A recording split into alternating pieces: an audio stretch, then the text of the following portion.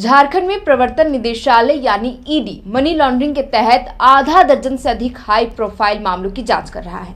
लेकिन मनरेगा घोटाले के आरोपी पूजा सिंघल हो या जमीन घोटाले के आरोपी छवि रंजन, टेंडर कमीशन घोटाले केस में वीरेंद्र राम हो या संजीव लाल, एक भी आरोपी के खिलाफ अब तक अभियोजन स्वीकृति नहीं मिल पाई है।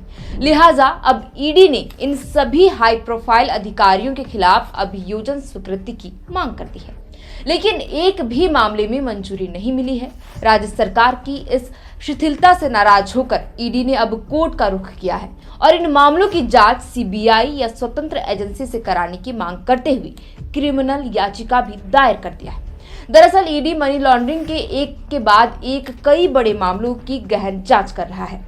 इन मामलों में शामिल सभी आरोपी, जिनमें मनरेगा घोटाले के प्रमुख आरोपी पूजा सिंघल, जमीन घोटाले से जुड़े पूर्व आईएएस अधिकारी छवि रंजन, रिम्स कर्मचारी अफसर अली और टेंडर कमीशन घोटाले के आरोपी वीरेंद्र राम तथा संजीव लाल जैसे कई प्रभावशाली लोग शामिल हैं। अब ईडी ने इन सभी के खिलाफ पुख्ता साक्ष्य जमा किए हैं और राज्य सरकार से अभियोजन चलाने की अनुमति मांगी है।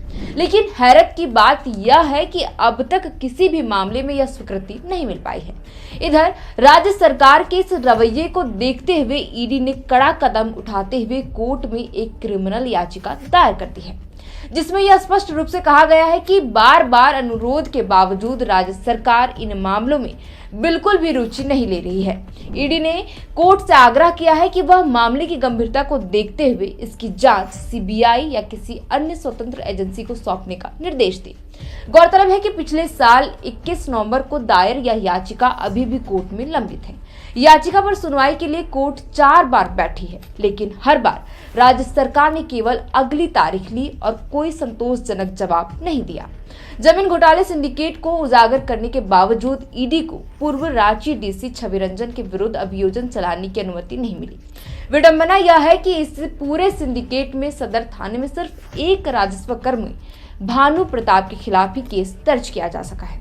इसी तरह ग्रामीण विकास विभाग में टेंडर आवंटन घोटाले के मुख्य आरोपी और पूर्व चीफ इंजीनियर वीरेंद्र राम और पूर्व मंत्री के निजी सचिव संजीव लाल के खिलाफ भी अभियोजन की मंजूरी नहीं दी गई है। इस घोटाले में ईडी 18 अप्रैल 2023 को पहले ही 39.28 करोड़ से अधिक की संपत्ति जब्त कर चुकी है।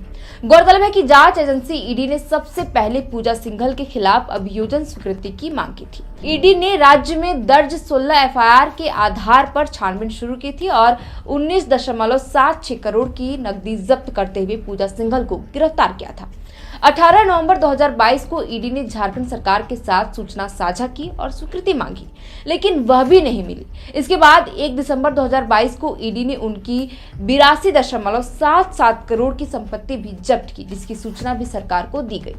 बहरहाल नवंबर 2024 में सुप्रीम कोर्ट ने यह स्पष्ट किया था कि सरकारी अधिकारियों के खिलाफ मनी लॉन्ड्रिंग यानी पीएमएलए के तहत मुकदमा चलाने से पहले संबंधित सरकार से अभियोजन स्वीकृति लेना जरूरी होगा।